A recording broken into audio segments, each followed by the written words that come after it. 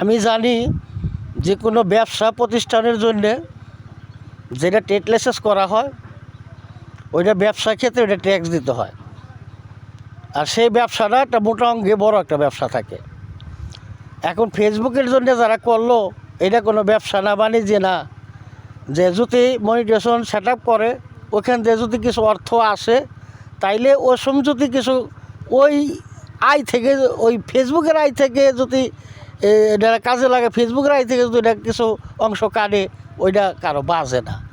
এখন এই টেন্ডেন্সেস করার পরে যদি ফেসবুকে আয় হইল কি না হইল ওইটা যদি জিরো করবার যায় যদি বলা হয়, দর কষাকষি করতে হয় আর বলা হয় যে তোমার আয় কত আছে, বছরে 3 লাখ টাকার উপরে আয় থাকলে তোমার ট্যাক্স দিতে হবে, ঘর বাড়ি কী আছে, জায়গা জমিন কী আছে, মানে নানান একটা উত্তর বাহানা, ব্যবসা বাণিজ্য কী আছে এটা টেস্ট যারা করছে ব্যবসার ক্ষেত্রে তারা তো এটা সরকার দেখবই যে উনি এই ব্যবসার জন্য করছে, তখন ওই ব্যবসায় লাভবান হইলেও যে ট্যাক্স যাবে।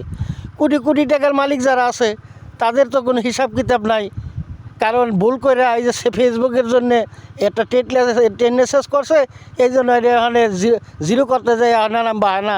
এটা সরকারি কর্মকর্তারা যে এটা একটা তাল বাহানা করতেছে।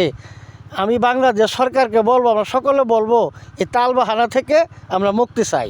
কারণ যারা ব্যবসা বাণিজ্যের জন্য টেন্ডেন্সেস করছে তাদের টেন্ডেন্সেস রাইখা, যারা ফেসবুকের জন্য ছোটোখাটো টেন্ডেন্সেস করছে তাদের কোনো আয় নাই, বরকত নেই, এবং তাদের এখানে 3 বছরে 3 লাখ টাকার উপরে আয় হইলে তাদেরকে ট্যাক্স দিতে হয়। বছরে 3 লাখ টাকা আয় হইল বর্তমান অবস্থায়, আপনারাই বলেন।